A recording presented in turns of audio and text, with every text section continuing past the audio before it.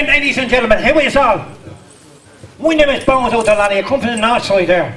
Now, you won't believe this, but a fella stopped me outside day to day and he said to me, is there a B&Q in Ennis? I says, no, there's an E, and then, but there are 3 N's in Shannon. There are 2 A's and 2 O's and 2 N's and this do Verna. Anyway, before I go any further, not too blue, am I? You know what I mean? Not too blue, no? You can say it if you like, no? No, well, no. But you won't believe this, ladies and gentlemen. I was one of the ugliest children ever born in the Coombe. I was so ugly, the parents never kept a photograph. They only kept negatives. And it was so bad, when they brought me out of the hospital, they had balaclavas on them. And they were supposed to push the pram, and it full of shutters. And I woke up, so many spots and peppers. I woke up one morning, there was a blind man reading me face. Oh, Jesus, unbelievable. But it's nice to get out now and then, the fella says. But I went to a lovely school in Dublin, a lovely school. By far that the worst downey of all this. I was so ugly, I was on a bus one time with the mother. And the daughter said, get that kid into the bleeding pack. He's the ugliest thing I ever seen. Everyone has a right to be ugly, but he abuses the privilege. So they're in the pack, and all the kids started crying. So they put her on the bleeding bus, 79 of us. Get off the bus. But then she stopped outside the church and the parish priest came out. And he said, hold on, love, I get you something nice. And he went in, come back with a double whiskey. And he says, there's a packet of nuts for the monkey. Yeah, that's the way it goes, you know. But what can I say? But I went to a school, and I must tell you, from the north side, it was Curragh Reprehensible, right? Now we could have gone to the one across the road, the quiet one, St. Pansy's, but I didn't go there. But I was rough. I was so rough. The headmaster was suspended. But he was lucky, the rope broke. You know what I mean, like? But I don't know. It's hard to say. I'm not too blue, no. I'll tell this. Lads, will you give me a hand here now, because it's quite quiet. I see more cracking fuel up. Yes, I want the fellas to give me a hand, a bit of audience participation, please. Right, well, all the lads here, join in now with me. Put up your hands and say hocus. Come on. Hocus. Now, ladies, what do you say? Hocus. Ah, very good, very clever. You were there before me, yeah. I'm going to tell you something. When I went to school, I wasn't well trained, and they said to me when I went to school, I said one day, miss, I want to. She said, you don't say that here. She said, you see, I weren't a number 1 or a number 2. After a while I was buckled, I was turning black and blue, very close to him, so getting worse. She said, what's wrong with you, good laddie? I said, miss, I want to fart, but I don't know the code number. Oh, Jesus, it's a bad, are you? But then I remember one time the priest was there, and I used to do most of these rhymes. But I remember saying one time, she asked me a question. She said, there's a lady walking down the main street, and she's walking there, and there are 3 ladies, and they have ice creams. Now one is licking it, and the other one is eating it, and the other one hasn't swallowed. She said, which one of them is married? Jess says, the one with the wedding ring. Do you know what I mean? It's the way you think about it, do you know what I mean? But anyway, I must tell you this. I had to do rhymes, nursery rhymes, for the priest. It was actually Father Casey, because I used to teach his pet going to school. She used to keep in the cage at the back of the classroom. And one day, Amy Casey said, dude laddie, you don't bring any more of them cotton buns. You used to bring in the cotton buns for the School of Management. You don't bring them. Why don't you? And of course I said nothing. The fella beside me in the so-and-so piped up, he said, his pet rabbit died. Like that, yeah. But anyway, our teacher's pet, she kept me in a cage in the back of the classroom. Oh, but anyway, I used to enjoy doing these nursery rhymes. I'm very good at the nursery rhymes. And you say, big kids say, okay, Bilbos, let's have Bozo. And little Bozo, get up. Now before that, my father was a poet. Oh, this is good, also. My father was a poet, he's right on stuff, he's very good. And he wouldn't let any fella go out with a gear like right, unless he was a poet. So the first fella came to the door, big knock. Big heavy set fella. He says, my name is Joe. I'd like to thank Flo to the show. Your man says, hold on, and I'll see where she goes. So after went to the floor, said, sure. Then he says, another knock at the door. My name is Tucker. And he said, she's not going out. Oh yeah. I went to nursery rhymes, the nursery rhymes. Jack and Jill. Oh, I like this one. They're nice ones now. They're getting better. Jack and Jill went up the hill, that big clean. Jack and Jill went up the hill to fetch a pail of water. Jill forgot to take a pill, now she has a baby daughter. Oh, he says, very good now, he says, would you do, Mrs. Hubbard? Oh, he says, right. I says, oh, Mrs. Hubbard went to the cupboard to get her dog Rover a bone. When she got there, Rover took hold, he gave her a bone to his own. And he says, oh, Bilbos, well good. I went up. Louis says, Bozo, he says, another one. I says, oh, Mr. Hubbard, Mrs. Hubbard went to the cupboard to get the postman a letter. And when she got there, the cupboard was bare. So the doors were down, it was better. And there was another one that I had to do. I love this one, going to graveyards and seeing inscriptions. There was one there. It said, beneath these stones, lies Mary Bones. Mary Jones, and people pause and wonder, because these are not the only stones that Mary Jones lay under.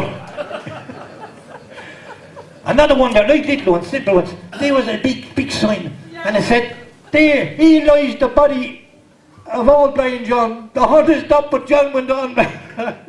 Another one, let's go on to the one about Mary's watch. I said, Mary had a little watch, and she swallowed it one day. Then she took some castor oil to pass the time away. But alas, the castor oil wouldn't work. And the watch refused to pass. So now, if you want to know the time, you have to look up Mary's uncle, he's a jeweler down the town. The dogs, very good those are now, bells on. Would you give us one about the dogs? Oh, I read that myself. The dogs, oh, this is good. He said the dogs, they had an election. And they came from near and far. Some came by bus and train, and some by motor and car. And to the great big county hall, before they could look, each dog had to hang his arsehole on a hook. And once inside that great big hall, every mother, son and sire, till a great big dirty bitch got up and shouted, there's a fire! Well, all the dogs gave a note, without a backward look. And at random, they grabbed an arsehole from over. It was very boring to find you have to wear an arsehole that you never wore before. And that's why to this very day, the dogs will always bury a bone to smell another's arsehole to see if it's his own. Right? You get that? Just about. Ah, yes. Ah. Ladies and gentlemen, what can I say? Oh, we said a little honeymoon story, this is true, a honeymoon story, right? Myself and the wife, we said we'd go to bed, let's go in the 60s, we'd go to bed early or we'd stay up late and watch the 9 o'clock news. So we went to bed, right? And I knelt down on one side of the bed, praying for guidance, and she was leaning on the far side, praying for delivery.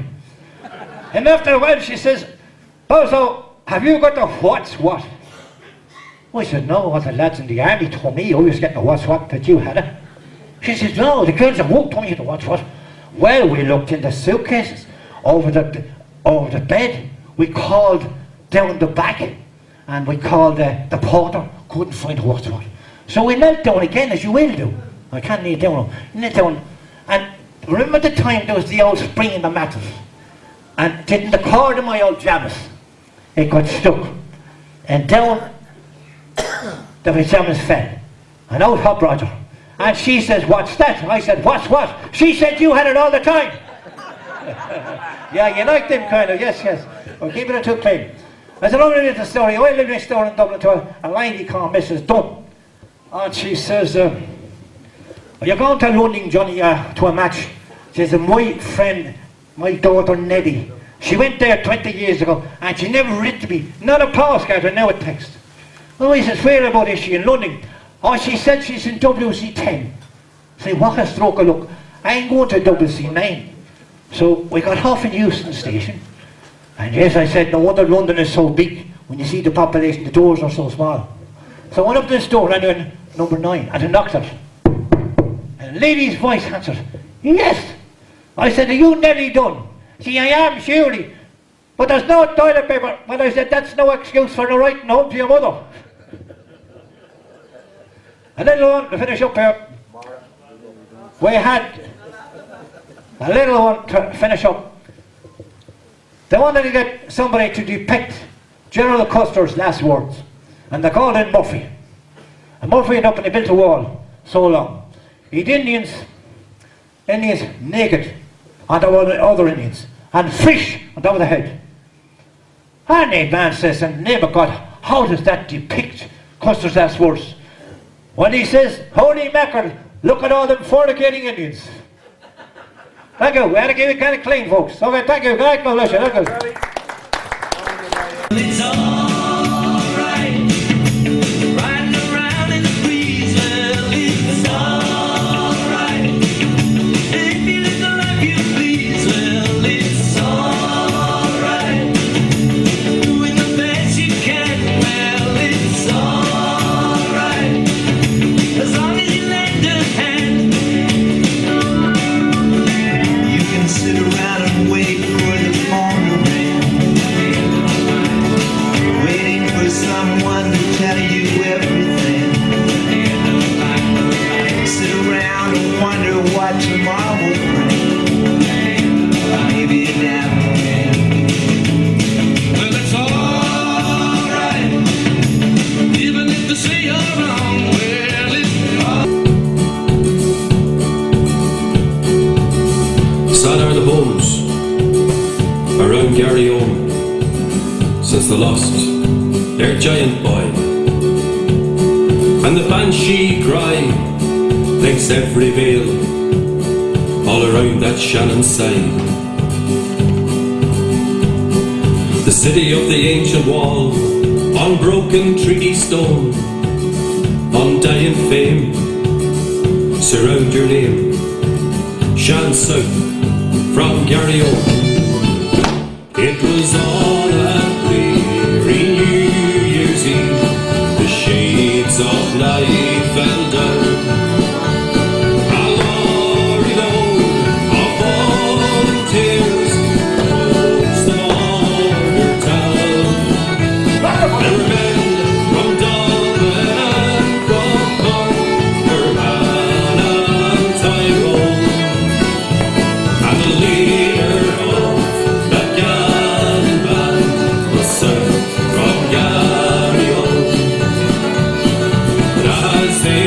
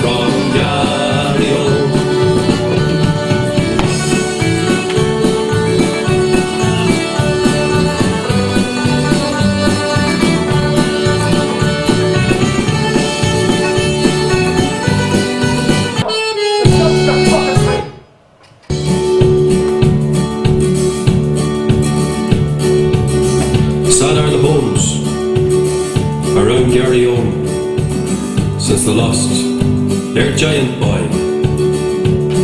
And the banshee cry links every vale all around that Shannon side.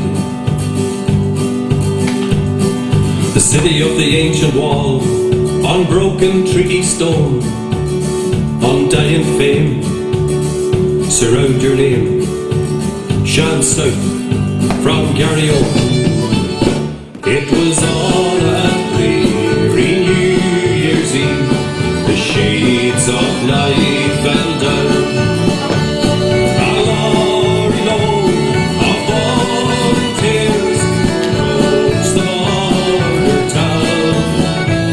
There were men from Dublin and from Cork, Fermanagh and Tyrone, and the leader of that gallant band was south from Garryowen.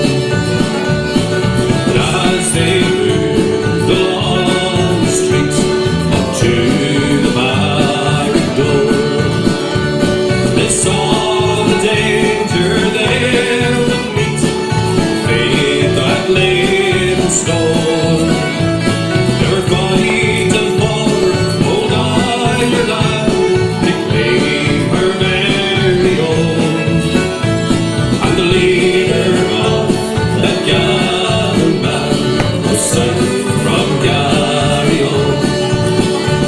But the sergeants spied their daring plan, he spied them. Good evening, my friends, and welcome to Westport of the Welcome, situated in County Mayo, Ireland, the county that has the holiest place on earth, the beautiful place called St. Patrick, the hill of St. Patrick, known as Croke Patrick.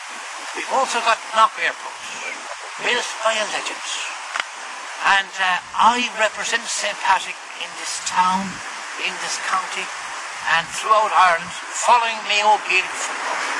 I would die for Mayo football, and I should have died long ago.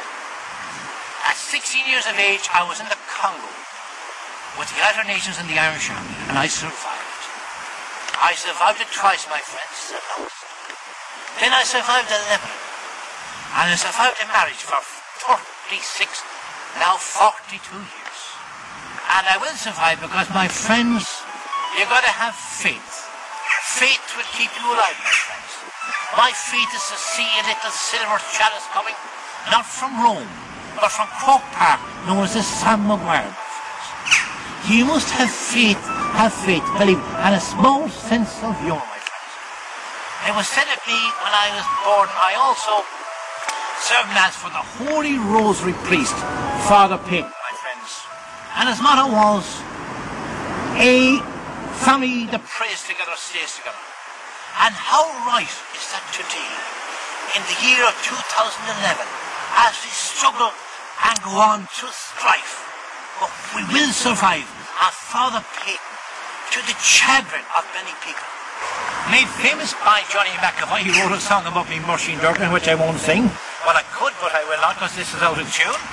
I came from Carrickcastle, in Attymass, near Bunnycollen, and I served Mass for the famous rosary priest, Father Payton.